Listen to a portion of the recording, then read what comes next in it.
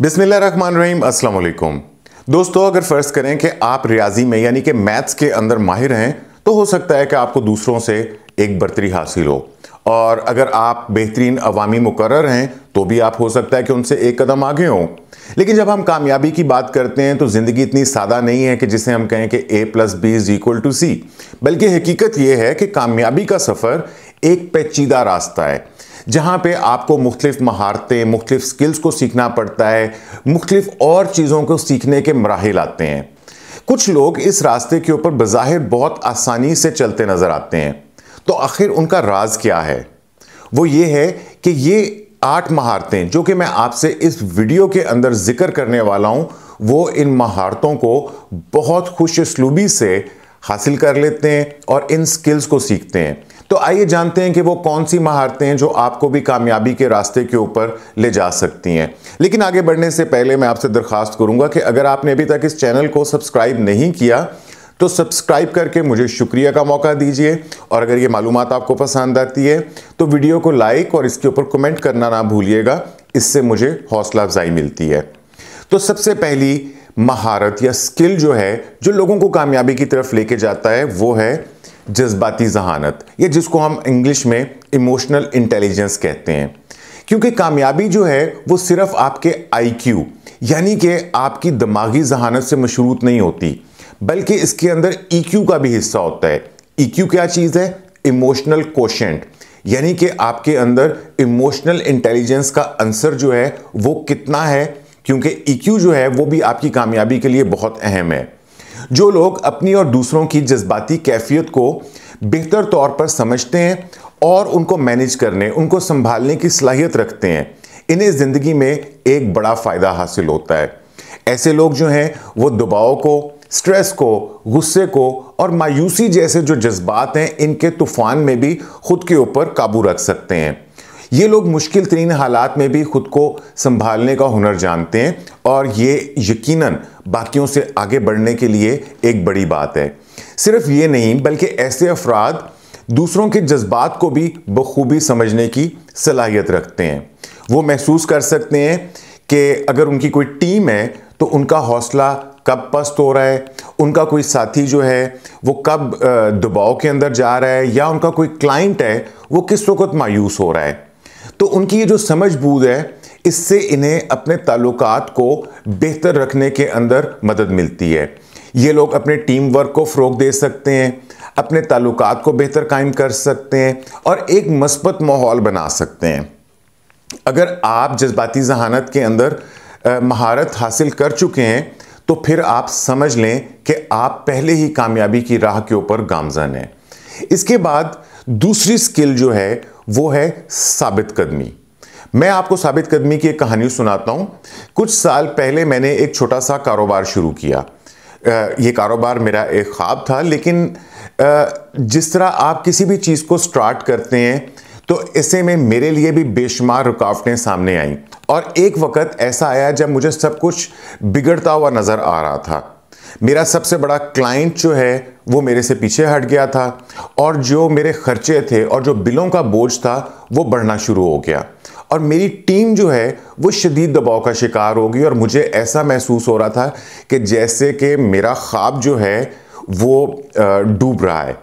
लेकिन ऐसे में भी मैंने हार नहीं मानी, मैंने दिन रात मेहनत की, हालात को बदलने की कोशिश की, और ये सफ़र जो है वो आसान नहीं था, बल्कि ये एक इंतहाई मुश्किल और हौसला शिकन सफ़र था। लेकिन आखिरकार हम लोग कामयाब हो गए। साबित कदमी यही है, ये सलाहियत कि जब हालात सख्त हो जाएं तो आप हिम्मत ना हारें बल्कि जमे रहें, और आप हालात का मुकाबला करते रहें, लड़ते रहें। ज़िंदगी में मुश्किलात आएंगी, ये तयशुदा हकीकत है, लेकिन कामयाबी इसी में है कि आप इन मुश्किलात का सामना कैसे करते हैं। ये आसान नहीं लगता, लेकिन यकीन करें ये बिल्कुल काबिल कदर है। इसके बाद हमारे पास है तीसरी जो खूबी है जो लोगों को कामयाब बना सकती है, इसे हम एडॉप्टेबिलिटी कहते हैं, या इसको अगर हम उर्दू में तर्जमा करें तो इसको हम कहेंगे मुताबिकत पजीरी, यानी कि हालात के मुताबिक मुताबिकत इख्तियार करना। जैसे हालात हों खुद को उसके मुताबिक ढाल लेना। मिसाल के तौर पे कि आप जानते हैं कि ये जो एक जानवर है गिरगिट, जो कि अपना रंग बदलता है। ये अपना रंग सिर्फ खुद को छुपाने के लिए नहीं बदलता, बल्कि अपने जज्बात और अपने माहौल के मुताबिक ढालने के लिए भी बदलता है। और यही खूबी इसे मुख्तलिफ हालात में ज़िंदा रहने के काबिल बना देती है। बिल्कुल इसी तरह ही आज की तेज़ी से बदलती हुई दुनिया में कामयाबी के लिए हमें भी बदलते हुए हालात के मुताबिक खुद को ढालने की सलाहियत हासिल करना होगी। नौकरियां बदल रही हैं, इंडस्ट्रीज़ जो हैं वो तरक्की कर रही हैं और नई टेक्नोलॉजीज़ जो हैं वो रोज़ाना की बुनियाद के ऊपर मुतारिफ हो रही हैं। जो लोग इन तब्दीलियों के साथ खुद को हम आहंग कर लेते हैं, वही लोग जो हैं वो ज़िंदगी की दौड़ के अंदर कामयाब होते हैं। वो लोग जो पुरानी आदत को छोड़कर नई चीज़ें सीखने के लिए तैयार रहते हैं, वही लोग हैं जो तरक्की करते हैं। अगर आप एक गिरगिट की तरह खुद को हालात के मुताबिक ढालने में महारत रखते हैं, तो यकीन जानिए कि आप भी कामयाबी के रास्ते के ऊपर चल रहे हैं। इसके बाद है चौथी चीज़, वो है वक़्त का मौसर इस्तेमाल करना। कभी आपने सुना ही होगा कि वक़्त एक दौलत है। Time is wealth, time is money. वक़्त बहुत कीमती शय है। ये कहावत पुरानी ज़रूर है, लेकिन आज भी ये इतनी ही सच है। वक़्त का मौसर इस्तेमाल करना दरअसल आपकी एक सुपर पावर की तरह है। अगर आप अपनी ज़िंदगी में वक़्त को बेहतर तरीके से मुनज़्ज़म कर सकते हैं, तो आप हर काम को बेहतर तौर के ऊपर अंजाम दे सकते हैं। तसव्वुर करें कि आप दिन का इख्तिताम इस इत्मीनान के साथ करें कि आपने अपने तमाम अहम काम जो हैं उन्हें मुकम्मल कर लिया है, बग़ैर किसी जल्दबाजी के और बग़ैर किसी दबाव के। अच्छा वक़्त मैनेजमेंट करना आपको ज़्यादा फुर्सत देता है, जिससे आप अपनी ज़िंदगी के उन पहलुओं के ऊपर भी तवज्जो दे सकते हैं जो आपके लिए वाकई ही अहम है। जैसा कि अपने मशागिल के ऊपर, जो कोई पैशंस हैं या आपकी कोई हॉबी है, अपनी फैमिली, ख़ानदान और दोस्तों के साथ वक़्त गुजारना। तो इस तरह की चीज़ों के लिए भी आप अगर टाइम मैनेजमेंट अच्छी करते हैं तो आपको वक़्त मिल सकता है। अगर आप वक़्त को मौसर तरीके से इस्तेमाल करना जानते हैं, तो आप यकीन करें कि आप कामयाबी के बहुत नज़दीक हैं। इसके बाद पांचवा स्किल या पांचवी महारत कामयाब लोगों की ये है कि वो नेटवर्किंग करना जानते हैं। वो मेल जोल बढ़ाना और अपने आप को ग्रो करना जानते हैं। नेटवर्किंग सिर्फ आपके जो बिज़नेस कार्ड्स हैं या आपका फ़ोन नंबर है उसका तबादला करने का नाम नहीं है, बल्कि असल में ताल्लुकात बनाने और मजबूत करने की महारत है। मैंने अपनी पेशा वाराना ज़िंदगी में देखा कि कैसे एक अच्छा नेटवर्क आपके लिए नए मौक़ों के दरवाज़े खोलता है।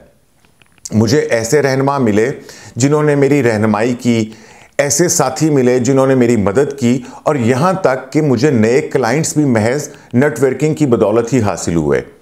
नेटवर्किंग सिर्फ करियर की तरक्की के लिए नहीं है, बल्कि आपके सीखने के लिए, आपके एक्सपीरियंसेस, आपके तजर्बात को बांटने के लिए और एक मजबूत कम्युनिटी का हिस्सा बनने के लिए भी नेटवर्किंग बहुत ज़रूरी है।